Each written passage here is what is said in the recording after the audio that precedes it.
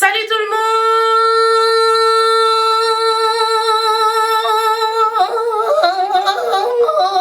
monde! Bienvenue sur ma chaîne, encore une fois. Ceux et celles qui me suivent sur Snapchat savent pourquoi j'étais MIA. C'était juste un problème technique, j'avais plus d'ordinateur, mon ordinateur a explosé. Voilà, c'est pas grave, on reste positif, on essaye de garder cet état d'esprit. Donc aujourd'hui, je fais mon comeback avec une vidéo que vous m'avez beaucoup demandé et qui fait partie des vidéos qui figurent dans ma liste de vidéos à faire. Aujourd'hui, on va parler de confiance en soi. Je vous avais promis cette vidéo, alors aujourd'hui, on va la faire. Avant de commencer cette vidéo, j'ai quelques petites choses à dire pour bien commencer la vidéo et pour que les choses soient bien claires entre vous et moi. Première chose, je ne suis pas une experte en confiance en soi, je ne suis pas psychologue, je ne me prends pas pour je ne sais pas qui. Tout ce que je fais, c'est partager mes expériences, mon point de vue et ma façon de voir les choses avec vous, en espérant que ça en aide plusieurs. Je pense qu'il n'y a rien de mieux que le partage, que l'échange avec les gens pour avancer, pour se trouver. Deuxième chose les filles, avoir confiance en soi, ce n'est pas se la péter, ce n'est pas se prendre pour je ne sais pas qui. Une fille qui a confiance en elle, ce n'est pas forcément une fille qui se croit meilleure que tout le monde. Ça n'a rien à voir. Tu peux avoir confiance en toi sur certains points, mais avoir tes faiblesses aussi, ça fait justement pas de toi quelqu'un de hautaine ou qui se prend pour je ne sais pas qui. Voilà. Juste comme ça c'est clair parce que je voyais déjà venir les gens. Voilà. Vous savez que moi j'aime beaucoup ce concept de Q&A, en gros peu importe le sujet, je vous propose de me poser des questions et j'y réponds. Comme ça, premièrement ça m'évite de m'écarter parce que vous savez que moi quand je fais des vidéos, je finis avec 30 minutes de vidéo et je dois à chaque fois couper. Donc là je vous demande de me poser des questions, comme ça on va droit au but, on perd pas de temps. Surtout moi quand je vous propose de me poser des questions, je pars du principe que les personnes qui viennent me poser des questions pour la vidéo, c'est des personnes qui sont intéressées, c'est des personnes qui vont automatiquement regarder cette vidéo. Du coup, ça me fait plaisir de vous faire plaisir et comme ça, vous venez pas regarder cette vidéo pour rien. Donc c'est très important pour moi et c'est un concept que j'adore. Alors, on a une question de qui me dit: j'ai une question, je me sens bien physiquement, j'ai des formes mais je suis assez fine et assez grande. J'aime mon corps mais j'arrive pas à par exemple sortir avec un haut court et un pantalon. Que faire? C'est un manque de confiance ou parce que je suis pudique? PS, ta chaîne de la vraie douceur, anonyme please. Ok, donc du coup je vais pas dire son prénom. Tu dis que tu te sens bien physiquement. Ok, on est d'accord, tu te sens bien physiquement, il n'y a pas de problème et tout. Donc ça c'est déjà une très bonne chose. Maintenant ton problème c'est que tu n'oses pas sortir avec un crop top. Moi j'ai envie de te demander pourquoi tu as envie de faire ça, parce que si tu es sûre de la raison pour laquelle tu as envie de faire ça, c'est-à-dire une raison simple, genre tout simplement parce que tu as envie de le faire, eh bien tu te poserais pas cette question et ce serait pas un problème. J'ai l'impression que c'est un problème parce qu'au fond de toi c'est pas forcément ce que tu as envie de faire, mais vu que plus ou moins le monde entier, les influenceurs, les youtubeuses, les célébrités le font, ça rejette un peu une certaine confiance en soi, ça te donne envie de faire la même chose. Peut-être que c'est pour ça que tu as envie de le faire, c'est pour ça que je te demande pourquoi tu as envie de le faire. Si c'est simplement pour faire comme les autres que tu as envie de le faire, you're wrong. Tu es consciente que tout va bien physiquement pour toi, tu dis toi-même que tu as des belles formes, en plus tu es assez grande, tu es fine, franchement tu as l'air... Faut pas se prendre la tête plus longtemps que ça en fait, tu vois, parce qu'au final si jusqu'à aujourd'hui tu ne l'as pas fait, ça veut dire que t'avais pas vraiment envie de le faire. Moi si je mets un crop top demain, si j'ai envie de le faire, je vais le faire. Croyez-moi, je vais sortir comme ça sans problème, je vais pas me poser la question 30 000 fois dans ma tête. Donc, si à l'heure d'aujourd'hui tu l'as toujours pas fait, c'est pas du tout un problème, ça veut tout simplement dire que t'avais pas envie de le faire. Je sais pas si j'aurais vraiment répondu à ta question, mais comme je vous ai dit, moi je ne suis pas une experte, je vous réponds vraiment du tac au tac, je vous réponds selon moi en fait. Et pour moi, t'as pas de problème, tout va très bien. Deuxième question de... Penses-tu que la confiance en soi peut influencer le regard de l'homme sur nous? Très bonne question. Je suis totalement d'accord avec ça. Je pense très sincèrement qu'une femme confiante, ça se voit mais tout de suite quoi. Tu parles avec une fille, tu vois que cette fille elle est bien dans sa peau en fait. Et ça j'en suis persuadée, je l'ai vu, je l'ai vécu, je l'ai connu, je l'ai lu. Je sais for a fact que c'est comme ça que ça se passe. Après On a tout type de femmes, mais on a aussi tout type d'hommes. Une fille qui est en manque de confiance ne va pas forcément finir vieille fille ou seule. Bien sûr, ça peut être aussi une fille qui va avoir beaucoup de copains, qui va, je sais pas moi, avoir une longue relation. Mais ça c'est surtout parce qu'on a aussi plusieurs types de garçons. Je pense que ça se voit tout de suite en fait sur le visage d'une fille. Voilà, peu importe ce qu'elle porte, peu importe ce qu'elle rejette, tu vois qu'elle le porte bien, tu vois qu'elle est fière de le porter et d'un coup ça rend beau, tu vois ce que je veux dire. Quand t'es un mec qui est sûr de toi, quand t'es un mec qui sait ce qu'il veut dans la vie et tout, t'as pas envie de te lancer dans une relation avec une fille qui est toujours dans le point d'interrogation. Enfin, je suis pas en train de me moquer de ces personnes, moi je suis passée par là, je sais que c'est très difficile, qu'on fait pas du tout exprès d'être comme ça. Et pour répondre à la question, du coup oui, totalement ça affecte le regard que l'homme porte sur toi, mais totalement. Une femme qui s'assume, peu importe ce qu'elle a. Moi j'avais un piercing sur le haut de la lèvre pendant je ne sais pas combien d'années, depuis l'âge de mes 16 ans. Après mes 18 ans je savais que c'était déjà dépassé, mais voilà, par flemme je l'ai gardé. Aujourd'hui je l'ai plus, mais de mes 18 ans à mes 24 ans j'avais ce piercing là. Pour dire, ça m'a jamais dérangé, hein, sinon je serais allée l'enlever directement, mais pour vous dire, je l'ai tellement porté, je l'ai tellement bien porté qu'au final personne ne pouvait rien me dire quoi. Enfin, ça m'a pas empêché d'avoir ma vie, ça m'a pas empêché de rencontrer Walid. Ok, alors next question. Est-ce que apparence renforce la confiance en soi? Le fait d'être youtubeuse t'a-t-il donné plus de confiance en toi? Je t'aime trop, continue les vidéos surtout. Merci. Quand j'ai trouvé cette force en fait, quand on va dire quand je me suis retrouvée avec moi-même, j'étais pas encore forcément sur YouTube. Du coup j'ai envie de dire non. Du coup, je crois pas que c'est l'apparence que je rejette aujourd'hui qui fait que j'ai confiance en moi. C'est ce qui s'est passé avant, c'est le travail que j'ai fait avant tout ça. Et à un moment donné, si tu veux quelque chose, t'as qu'à aller le chercher.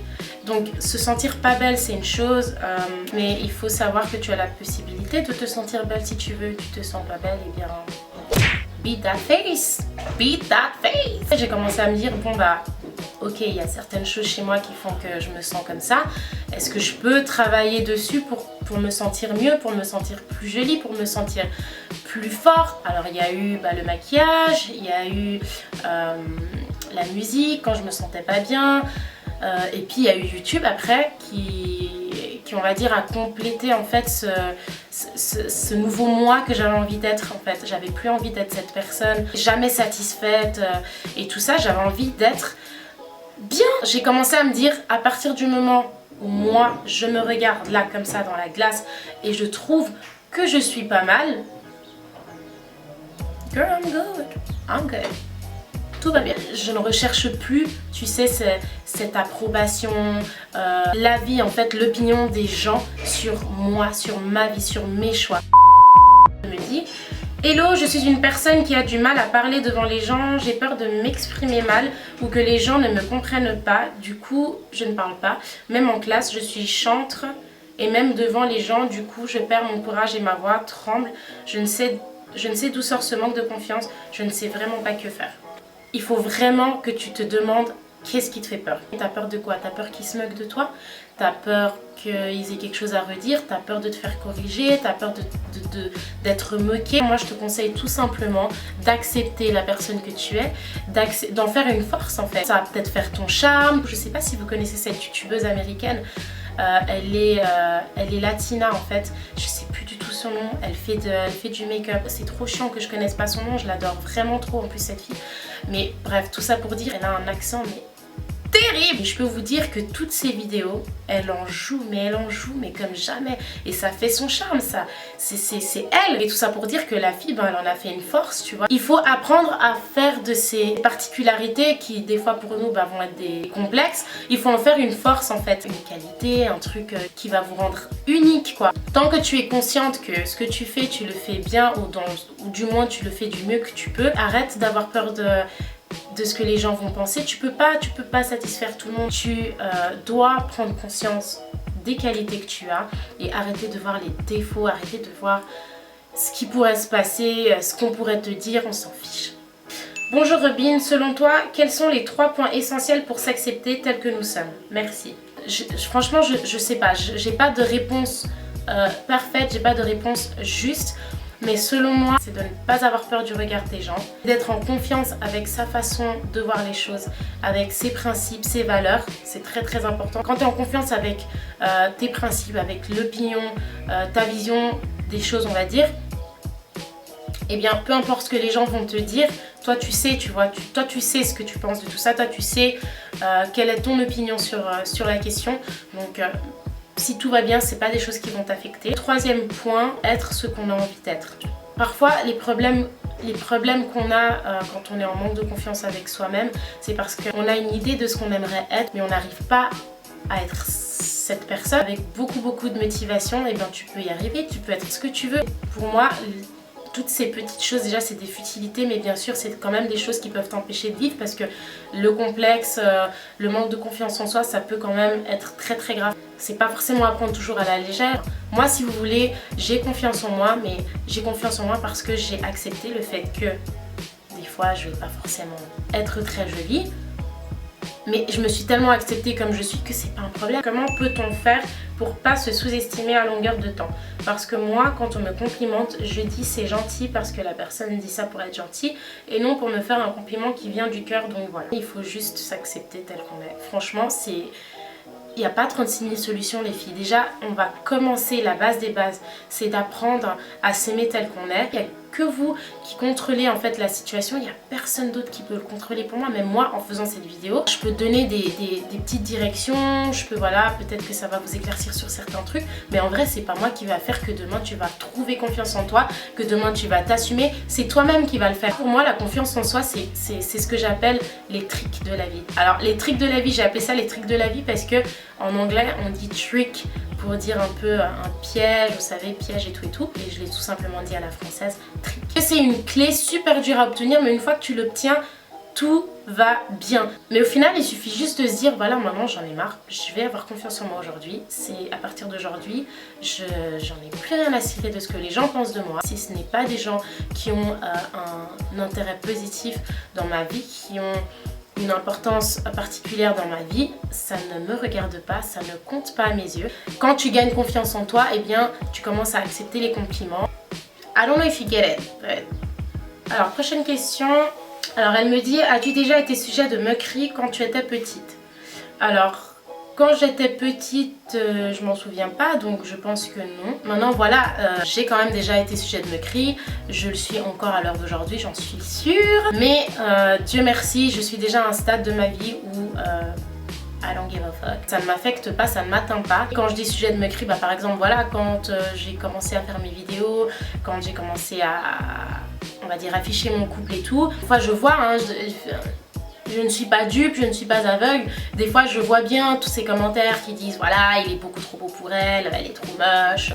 Donc on peut quand même dire que oui, j'ai été ou même je suis encore sujet de moquerie à l'heure d'aujourd'hui.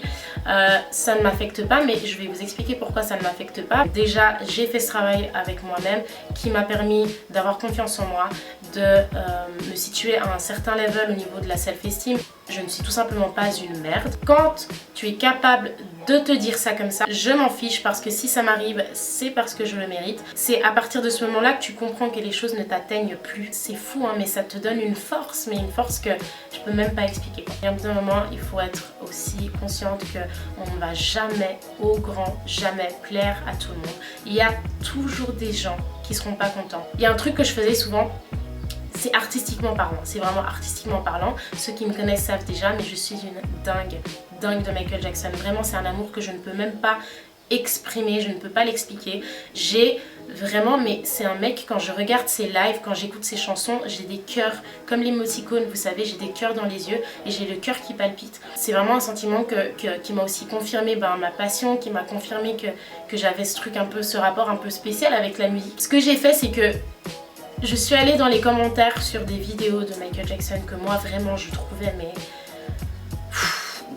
il n'y a même pas de mots. Et j'ai commencé à lire les commentaires. Et quand je tombais sur des commentaires négatifs, mais je me disais mais... je ne pouvais pas m'empêcher de réaliser à quel point la vie des gens ne compte mais absolument pas. Mais je me disais mais comment tu oses critiquer une telle merveille? Il y a carrément des gens qui vont jusqu'à dire que Beyoncé ne sait pas chanter. Elle ne sait pas chanter.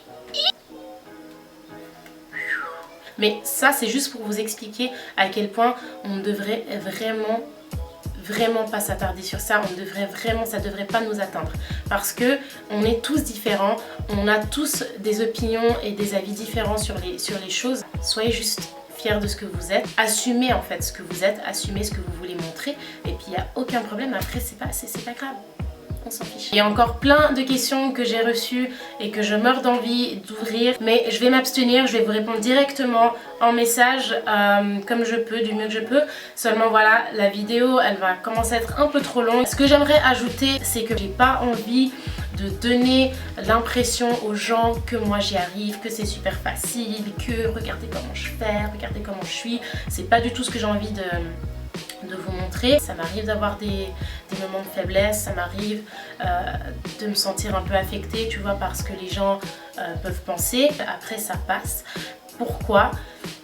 Parce que je me rappelle très vite de la personne que j'étais hier et j'ai envie de redevenir cette personne aussitôt en fait. J'espère vraiment que je vous aurai aidé avec cette vidéo. J'espère que j'aurai répondu à vos questions de la meilleure façon. Du moins, j'aurais vraiment essayé, je vous assure. On arrive à la fin de cette vidéo. J'espère de tout mon cœur qu'elle vous aura aidé ou qu'elle vous aura du moins en tout cas plu. Si vous avez aimé cette vidéo, n'oubliez pas de me laisser un petit pouce en l'air. Faites-moi part de votre ressenti sur cette vidéo. Dites-moi si j'ai oublié des points importants.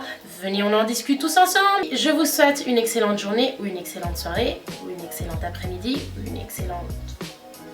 Et je vous dis à bientôt pour ma prochaine vidéo et je vous fais de gros bisous.